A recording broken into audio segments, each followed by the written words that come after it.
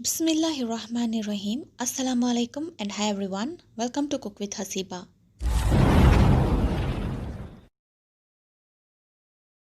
In today's video, I'm going to show you how to make a traditional prawn recipe in Trichy style with very minimal spices. Let's get into the ingredients.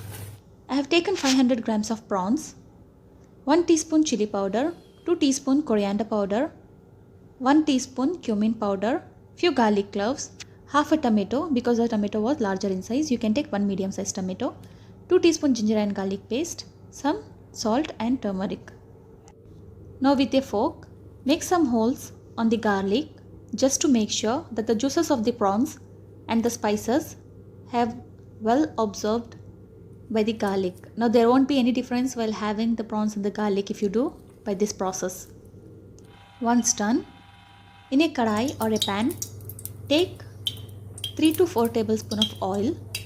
Once the oil is heated up, immediately add the ginger garlic paste. Now usually in my recipes I say that you have to fry the ginger garlic paste until it turns golden in color or brown in color.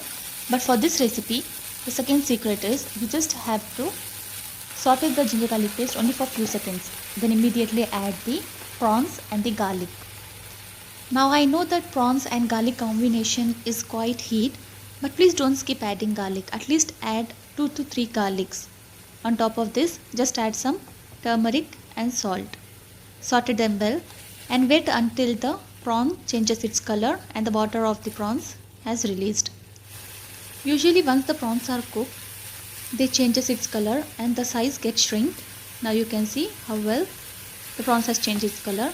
Now immediately add the other spices. That's only the chili powder and the coriander powder. Cumin powder will be adding later. Saute the masalas or the spices until the raw smell fades away, and then add the tomatoes. As the raw smell of the spices is being faded, I am adding the tomato. Now the tomato should be completely mashed here. So we are going to cook the tomato well. Only the prawn and the garlic should be visible in this prawn masala. The tomato should get vanished.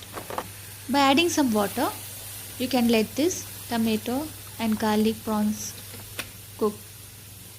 Cover the lid and cook for at least 10 minutes. After 10 minutes, you can see the tomatoes are completely mashed and also the garlic is cooked here. Now we shouldn't overcook the garlic.